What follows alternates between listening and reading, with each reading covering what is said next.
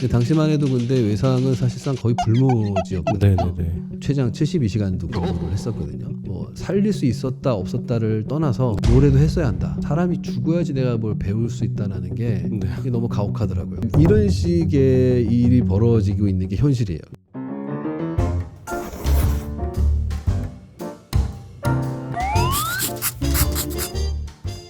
매주 목요일에 만나는 썰스데이 호스트 동엽입니다. 다양한 분야의 전문가들을 모셔서 궁금증을 풀어보는 이야기를 해볼 건데요. 권역외상센터에 대한 얘기를 해보려고 합니다. 울산대학교 병원 권역외상센터 김지훈 센터장님 모셨습니다. 반갑습니다. 반갑습니다. 안녕하세요. 울산권역외상센터 센터장 김지훈입니다. 네, 안 그래도 이 응급 상황을 되게 많이 맞으실 텐데 이렇게 시간 내서 또 저희 채널에 출연해 주셔서 너무 감사하고 일단 자기소개 간략하게 한번 부탁드립니다. 경기 북부 외상센터에서 근무하다가 1년 정도 가족들이랑 여행을 하면서 좀 쉬었어요. 네. 1년 쉬고 그리고 2017년도에 이제 울산에 내려와서 외상센터에서 근무를 시작했고 2020년도부터 센터장을 맡아서 지금까지 일을 하고 있습니다. 이제 내려온 지 10년 다 돼가는 것 같아요. 네.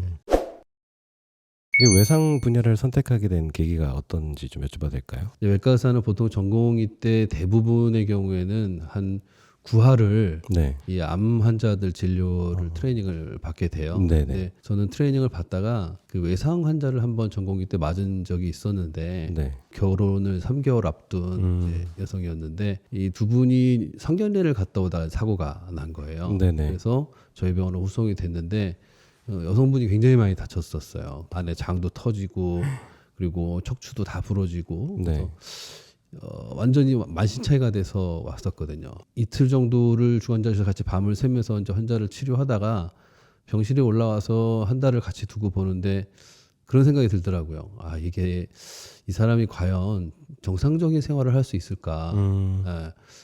그래서 좀 안타깝던 마음도 있지만 좀 네. 제 나름대로는 좀 회의적인 생각을 갖고 환자를 봤는데 네네. 1년 정도 있다가 네.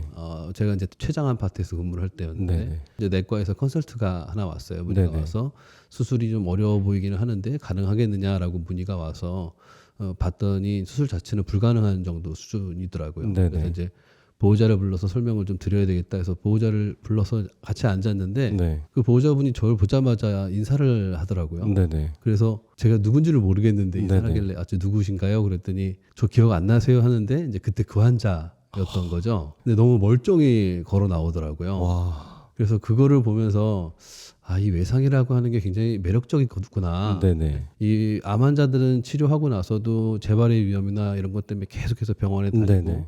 또 많은 수에서 재발하기도 하고 네. 그러면 병을 갖고 치료하면서 사는 기간이 또 굉장히 길거든요. 네네. 막 긴 분들은 막 5년, 10년까지도 그렇게 치료를 하면서 사실 언제 어떻게 될지 모르는 상황을 계속 겪으면서. 네. 겪으면서 사는 거죠. 근데 외상이라고 하는 게 한번 치료를 제대로 해놓으면 그러면 정상적으로 살 수 있잖아요. 네네. 질병이 아니니까. 네네네. 그러니까 그런 부분에 있어서 외과 의사로서 굉장히 큰 매력을 느꼈어요. 물론 후유증이 남는 경우도 네네. 있지만 잘 치료가 돼서 그렇게 일상에 완전히 복귀해서 사는 모습을 보면서 네. 이거 굉장히 해볼 만한 분야다. 그때 외상을 한번 해봐야 되겠다 생각을 했는데 네네. 근데 당시만 해도 근데 외상은 사실상 거의 불모지였거든요. 네네네. 아시겠지만 네네. 이국종 교수님이 이제 네네. 그때 저희 병원 펠로우를 하셨었거든요. 아, 네. 예, 이국종 선생님도 최장 아파트에 계시다가 네. 중간에 외상으로 다시 길을 돌리셨는데 아. 그러니까 아무도 나를 트레이닝 시켜줄 사람이 없는 상황이어서 네네. 여러 분야를 다루는 그 네. 펠로우도 하고 그다음에 혈관 수술도 좀 배워야 되겠다 해서 혈관외과도 전공을 하고 네. 이제 그러면서 외상을 준비해서 이제 시작을 한 거죠. 외상이라는 게 사실 어느 파트가 정해져 있는 게 아니라 그렇죠. 그냥 예. 어떤 외상일지 모르잖아요. 네네 맞아요. 그러다 보니까 전 분야에 어떻게 보면은 전문가가 돼야 되는 입장이실 그렇죠. 텐데 그게 엄청난 부담감일 것 같습니다. 그러니까 이 암 환자를 다루시는 분들은 내가 전공이 대장암이면 대장 수술을 네네. 전문으로 하고 간암이면 간을 전문으로 수술을 하지만 네네. 저희는 간이 터지기도 하고 장이 파열되기도 하고 네네. 심지어 뭐 대동맥이나 혈관이 끊어지는 경우도 많이 있고 그래서 그런 분야들을 좀 두루두루 섭렵을 해야 하는 분야이기 때문에 네네. 암을 다루시는 분들 입장에서는 깊이가 낮다라고 얘기하시는 분들도 계세요. 네네. 근데 그거는 저희도 어느 정도는 수긍합니다. 하지만 네네. 저희는 이제 범위가 넓기 때문에 그렇죠. 또 다른 분야죠. 권역 외상센터랑 이 일반 응급실과의 차이점이 어떤지 좀 궁금합니다. 사람들이 많이 오해하는 경우가 뭐냐면 외상 환자는 외상센터로 간다는 네. 거거든요. 네네. 근데 그게 아닙니다. 외상센터는 중증 외상을 전문적으로 다루기 위해서 만든 센터예요. 네네. 그렇기 때문에 중증 외상이라고 이제 정의할 수 있는 정의가 필요하게 됐고 네네. 그 정의를 통해서 이송 지침이 만들어졌고 그래서 그 이송 지침에 따라서 이런 경우에는 외상센터로 가라. 근데 그렇지 않은 경우는 사실 일반 응급실로 가는 게 맞거든요. 네네. 좀 아이러니한 부분인데 외상센터가 생기면서 외상 환자가 더 갈 데가 없어졌어요. 외상 환자나 일반 환자나 외상센터가 없을 때는 똑같은 환자잖아요. 네네. 환자가 발생하면 가까운 병원으로 119가 후송을 했었단 말이에요. 네네. 외상센터가 생기고 나서부터는 네. 119한테 외상센터로 가라고 하는 거예요. 그러니까 오히려 더 갈 데가 없어지는 거예요, 이 환자들은. 전국에 17개소밖에 없는데 지금 권역응급의료센터는 60개가 넘거든요. 네네. 그럼 권역응급의료센터에서 외상 환자를 안 받기 시작하면 그 17개소가 다 그걸 감당할 수 없거든요. 병원 입장에서도 네. 이제 얘기 대충 들어보고 네. 조금이라도 이상하면 그냥 외상센터로 가라고 하는 거예요. 아. 네. 근데 일반적으로 그러니까 복부 자상 같은 네. 경우에 쉽게 얘기하면 이제 칼에 네. 예기에 이제 배를 찔렸다. 네. 근데 환자가 이제 임상적으로 혈압도 안정적이고 네네. 뭐 큰 문제가 없고 네. 칼 난 자리에도 육안으로 보기에 출혈이 없다. 네네. 그럼 이 환자는 사실 어느 정도 시간이 있다고 판단을 할 수 있거든요. 네네. 그러면 제일 가까운 병원에 가서 환자의 상태를 파악하는 게 되게 중요해요. 네네. 근데 그런 환자를 아예 수용을 안 해버리는 거죠. 그냥 얘기만 듣고 외상센터로 가라. 배에 칼 찔렸다고 중증 예. 외상 아니야? 라고 예, 해버리는 거네요. 그렇죠. 그렇게 되니까 밀양이나 경주, 뭐 양산 이런 네. 데서는 아무 데도 안 받아요. 그런 환자들은. 그럼 그 환자들은 어쩔 수 없이 1시간 20분을 달려서 저희한테 와야 되는 거예요. 초기에 응급처치는 반드시 필요한데 네네. 그런 응급처치를 초기에 받을 수 있는 기회를 잃어버리는 거죠. 그래서 1시간 20분을 달려서 저희한테 오고 혹여라도 1시간 20분 동안 아무런 의료적인 지원이 들어가지 않으니까 네네. 그 사이에 나빠질 수도 있거든요. 저희가 계속 주장했던 거는 네네. 지역 응급의료센터라는 게 그 응급의료 관련법에서 외상센터를 만들 당시에 네네. 그 법률 안에 권역 응급의료센터 말고 지역 응급의료센터 설치에 대한 법률이 있어요. 네네. 근데 지금 사실 그 법이 제정된 12년 동안 아무 얘기가 없었던 거죠. 지역 응급의료센터에 대해서는. 근데 이제는 지역 응급의료센터를 만들 필요가 분명히 있다라고 얘기를 하고 싶어요. 그리고 작년 같은 경우에 보건복지부 장관이 이제 거점 외상센터라는 거를 언급을 했고 네네. 이제 대통령도 그거에 대해서 이제 보고를 받는 장면들이 있었어요. 네네. 정부회의에서. 근데 사실 거점 외상센터라고 하는 게 번역 외상센터와 그러면 차이점이 뭐냐? 누구는 저기로 가, 누구는 어디로 가야 그러니까 되는가? 이게 이제 애매한 부분이 생기는데 이제 그런 부분이 생긴 이유는 저희도 이해는 합니다. 네네. 왜냐하면 이제 몇몇 개소의 권역 외상센터가 사실 재구실을 못하는 경우가 많아요. 많은 어려움을 겪고 있고 이제 그렇게 되니까 외상센터 간의 격차가 발생하거든요. 어떤 외상센터는 치료 효율도 좋고 네. 잘하고 있는 반면 네. 어떤 외상센터는 굉장히 어려움을 많이 겪고 있는 경우도 인력난이 가장 문제긴 한데 네네. 그냥 그런 격차를 인정하고 잘 운영되는 외상센터를 거점으로 만들겠다라는 그런 취지는 제가 이해가 돼요. 그래서 네네.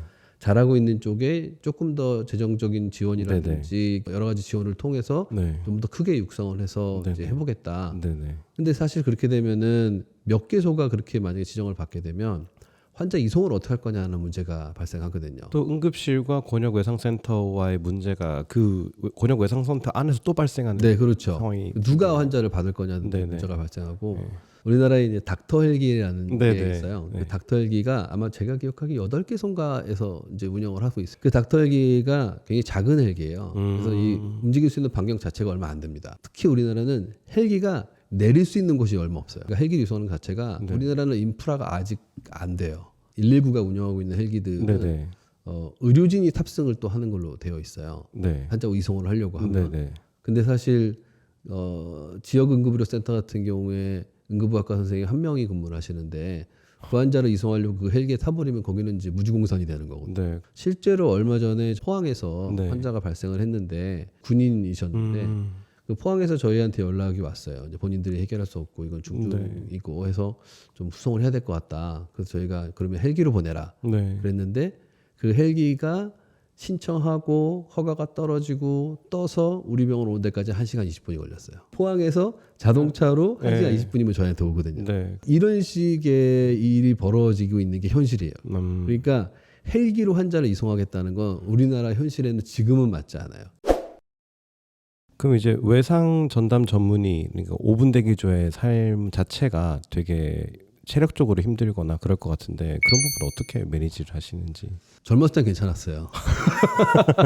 그때 그래도 한 30대 중반, 40대 중반까지만 하더라도 네. 뭐 타고난 체력도 좀 있었고 그래서 네. 그렇게 힘들다는 생각을 못 했는데 나이가 50에 가까우기 시작하니까 점차 이게 좀 떨어진다는 생각이 들더라고요. 네. 그래서 이제 운동도 좀 해야 되겠고 그리고 나는 점점 취약해지지만 네. 이제 조금 젊은 친구들을 또 키워내면 네네. 친구들하고 같이 호흡을 하고 하면 내가 좀 힘들더라도 그 친구들이 또 백업을 해줄 수가 네. 있고 커버해줄 수 있고. 예, 그래서 그런 어떤 시스템화 시키는 게 가장 중요하겠다는 생각을 하면서 네. 제가 센터장을 하면서 이제 그런 시스템을 만들기 위해서 굉장히 노력을 많이 했고 체력적으로는 뭐 어쩔 수 없죠. 나이가 네. 들면 힘이 드는데 그래도 좀 제가 할 수 있는 제 몫을 하려고 여러 가지 체력 관리라든지 그런 것들을 하고 있습니다. 그러면은 보통 스케줄은 어떻게 돌아가시나요? 그 다른 사람들하고 사실 일과는 거의 똑같습니다. 대신에 이제 한번 출근하면은 24시간을 근무를 하는 시스템이기 때문에 24시간 풀로 근무를 네네. 하는 게 한 사이클인 거예요. 네, 그게 한 사이클입니다. 그래서 한번 출근하면 다음날 아침에 이제 퇴근을 하는데 이제 환자가 있으면 퇴근은 못 못 하는 하고 거고. 예, 네. 또 보다가 보면은 이제 인수인계 하고 네네. 환자가 좀 안정되는 거 보고 가니까 보통 이제 30시간에서 32시간 정도 사이 되는 것 같아요. 이거 여러분들 말씀이지만 사실 의사라는 직업을 갖기도 또 굉장히 엄청난 수련 과정과 이런 학습의 과정을 거쳐야 되는데 그 이후에 전문직으로서의 삶이 나름 경제적인 보상이 크고 안정적인 삶을 택하기 위해서 가는 경우가 되게 많은데 그것과 전혀 상반된 삶을 사시는 아, 게 저는 그렇지 너무 않습니다. 존경스럽습니다. 진짜. 그렇지 않습니다. 저희도 그 항상 좀 부끄럽긴 한데 의사들이 야간 근무가 좀 많은 것 뿐이지 네네. 다른 직군에 비해서 사실 굉장히 좋은 대우를 받는 건 맞죠. 네. 네, 그거는 뭐 부인할 수 없는 거고. 네네. 근데 그게 너 뭐 의대를 나오고 뭐 의사기 때문에 대접받는 어떤 그런 부분들이 다 있기 때문에 네네. 그 부분을 부정할 수는 없지만 그렇다고 해서 저희가 굉장히 뭐 다른 분들에 비해서 어마어마하게 힘들고 막 네. 그렇지는 않습니다. 기본 24시간이고 네, 환자가 그렇죠. 있으면 32시간까지도 한다고 하셨는데 더 길게도 합니다. 그러면 일단 수면 패턴이 일단 당연히 아, 망가질 예, 맞아요. 것이고 그게 제일 문제예요. 저도 가끔 밤에 잠 못 자고 하면 다음날 예민해지는 모습을 발견할 수 있는데 그런 직업병 같은 건 없으신가요? 아, 있죠. 그 저희가 이제 이 팀으로 네. 구성을 하게 되면서 굉장히 좀 상황이 많이 좋아지기는 했어요. 예전에 팀 없이 경기 북부외상센터에 있을 때는 저희 근무하는 외과에서 3명이었거든요. 네네. 대부분 다 혼자서 근무를 해요. 3명이 돌아가면서. 네네. 쉽게 얘기하면 순번이 안 맞거나 네네. 뭔가 다른 사람이 스케줄이 좀 안 맞으면 네네. 그때는 최장 72시간도 근무를 했었거든요. 한 번 출근하면 3일을 근무하는 혼자서. 일단 집중력이 떨어져요. 아, 네. 제가 그걸 느낍니다. 몸으로도 느끼고 그렇게 해서 한 3일째가 되면은 환자를 보는 능력 자체도 사실상 저하되는 게 맞아요. 그렇죠. 네, 그래서 이렇게 돼서는 안 되겠다 싶어서 네. 저희가 여기 와서는 사람도 좀 늘리려고 노력을 하고 네. 백업 팀들을 만들고 내 뒤에 항상 누군가 서 있다라는 어떤 시스템을 만들어서 네네. 최장 근무 시간은 48시간 이내로 제한을 한다. 아주 좋아졌. 네, 아주 좋아졌습니다. 그리고 이제 예전에는 환자가 안 좋으면은 네. 계속 붙어 있어야 되는데 네네. 지금은 이제 같이 일하는 동료들이 있기 때문에 네. 제가 만약에 너무 이제 체력적으로 딸리면 네. 그 동료한테 환자를 맡기고 네. 잠시 쉴 수도 있거든요. 네. 그런 시스템을 만들어서 운영을 하고 지금은 가능하면은 24시간 근무를 넘지 않으려고 네. 최대한 노력은 합니다, 다들. 근데 이런 일을 하시다 보면은 이제 생사의 기로에 선 환자분들 되게 많이 맞이하실 텐데 이게 무뎌질 수가 없는 영역이잖아요.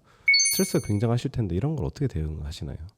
그 초반에는 그런 것 때문에 이제 힘든 부분들이 있었어요. 네네. 네, 이제 잊혀지지가 않는 거죠. 네. 네, 그러면 그거를 계속 이제 복귀하게 되고 머릿속에 잔상으로 남아서 내가 뭘 잘못한 게 아닌가, 뭐 더 좋은 방법은 없었을까를 계속 이렇게 생각을 하다 보면 이게 어느 순간에는 스트레스라기보다는 이제 시간이 많이 쌓이다 보니까 그런 것들이 저를 성장시켜주는 동력으로 작용을 하더라고요. 네네. 어느 순간에는 대신에 이제 비슷한 상황이 또 발생했을 때는 이렇게 한번 해봐야 되겠다라고 이제 좀 건설적인 방향으로 되면서 네. 사실 그런 스트레스는 지금 자체는 많이 줄었죠. 많이 줄었고 초반에는 어쩔 수 없어요. 네네. 네, 그런 과정을 겪어서 그게 이제 양분이 되고 네. 성장하는 계기가 된다고 하면 그 어느 정도의 그런 스트레스는 초반에는 뭐 필수 네. 불가결한 일인 것 같아요. 피할 수 없고.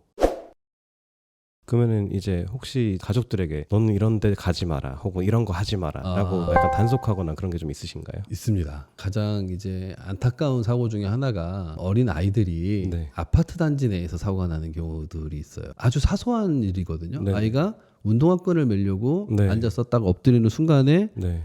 아이가 작으니까 차에서는 시야가 가리게 되고 네네. 아이가 이렇게 엎드리게 되면 머리가 앞으로 나오게 되잖아요. 네네. 그러면은 차가 그거를 그냥 그대로 치고 지나가는 거죠. 음.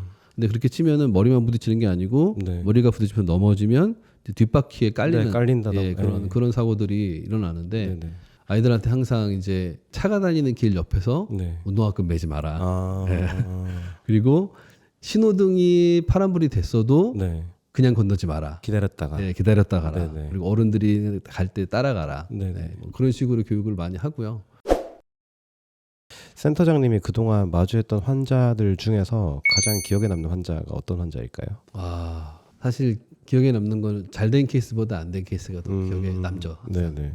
제가 강릉아산병원에 있던 시절에 외상을 하면서 혈관이 터져서 죽은 할아버지가 네. 계셨어요. 근데 첫 번째 수술에서는 살려서 나왔는데 네. 두 번째 수술 들어가가지고 이제 마무리를 해야 되는데 출혈이 너무 심해서 어쨌든 간에 혈관을 꼬매다가 거의 다 됐는데 심정지가 와서 사망을 했던 케이스가 있었어요. 그 케이스를 겪으면서 제가 생각했거든요. 내가 혈관을 잘 다룰 수 있는 의사면 네. 이 환자가 살았을까?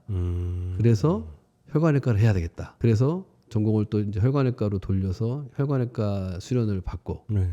그렇게 어떤 계기를 만들어주었던 환자들이 항상 기억에 남죠. 경기북부센터에 있을 때 너무 힘든 시기였어요. 저 네. 개인적으로 체력적으로도 그렇고 너무 힘든 시기였는데 서면석 당직이 거의 끝나가던 무렵에 어떤 젊은 군인 환자가 하나 있었어요. 철원에서 사고가 나서 의정부까지 온 환자였는데 그 환자가 이제 다쳐서 왔는데 상태가 너무 안 좋아. 이미 이송 시간도 너무 길고 네네. 그 배는 막 남산망에 불러 있고 네. 곧 심정지가 올 것 같더라고요. 사실 포기했었어요. 이거는 어렵다. 못할 것 같다. 못할 것 같다. 그래서 이제 환자가 와서 한 10분, 15분 만에 사망했거든요. 네네. 잠시 후에 한 5분 있다가 100일쯤 돼 보이는 애를 하나 안고 젊은 여자가 들어오면서 오열을 하는 거예요. 네.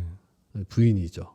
그 모습을 보면서 제가 너무 후회했어요. 뭐라도 했어야 되는데. 네. 가족을 보고 있으니까 내가 잘못했구나 생각이 들더라고요. 뭐 살릴 수 있었다 없었다를 떠나서 네네. 뭐라도 했어야 한다. 내가 먼저 포기하면 환자가 100% 죽는 건데 네네. 뭐라도 하면 1%라도 가능성이 있잖아요. 그래서 그 환자 때문에 포기하면 안 되겠다. 미리 짐작해서 포기하면 안 된다. 네네. 그래서 그 다음부터는 안 될 것 같다라고 생각이 돼도 해라. 그리고 항상 최악을 생각해서 그 최악에 대비해라. 이런 게 사실 환자들이 저한테 가르쳐 준 거거든요. 네네. 근데 외상외과 의사를 하면서 가장 마음이 아팠던 그리고 개인적으로 가장 이제 힘들었던 부분은 사람이 죽어야지 내가 뭘 배울 수 있다라는 게 네. 너무 가혹하더라고요. 네네. 누군가가 죽으면 제가 엄청난 걸 많이 배워요. 네. 그리고 그 부분을 통해서 뭐 더 많은 사람을 살릴 수도 있죠. 네네. 근데 더 많은 사람을 살리는 거는 미래의 일이고 그쵸. 이거는 제가 당장 겪은 현실이잖아요. 네네. 그래서 그게 가장 사실 좀 힘들었어요. 네. 죽음을 통해서 배운 지식들과 경험들이기 때문에 너무 소중하고 네. 우리 후배들은 그렇지 않아도 배울 수 있겠으면 좋겠다라는 생각을 많이 해요. 중증 외상 환자들이 모든 치료를 다 마치고 멀쩡하게 살아가시는 모습을 보면은 성취감이 엄청나실 것 같은데. 기분이 좋았던 것들은 확실히 이제 아이들이에요. 저희끼리 얘기하는 건데 나이가 깡패라고 네. 정말 어릴수록 대단한 회복력을 갖고 있어요. 그래서 정말로 적절하게 치료만 잘해주면 네. 애들은 정말 빨리 회복하거든요. 뭐 14살짜리 애가 진짜 아파트에서 실수 떨어졌는데 응급실에서 사실 거의 이제 사망할 거다라고 네네. 얘기를 했는데 네. 그 환자를 저희가 데리고 들어가가지고서 수술도 하고 뭐 에크모도 돌리고 네. 뭐 엔지오도 하고 막 여러 가지를 해서 살렸어요. 걸어서 이제 외래 왔거든요. 네네. 그 한 3개월 정도 걸렸었는데 네. 그때 당시에 이제 애가 정신이 없고 하니까 저를 기억을 못 하더라고요.